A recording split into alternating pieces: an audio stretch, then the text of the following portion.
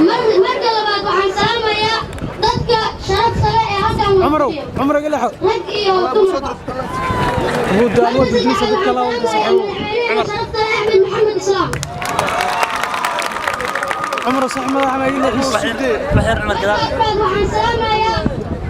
gudoomiyaha iskaashiga dowlad goboleedka ahna madaxweynaha Puntland Cabdiweli Cali Gaas عمره ولي marka labaad waxaan salaamayaa gudoomiye xogeenka iskaashiga ahna madaxweynaha Hirshabelle Maxamed Cabdi Waare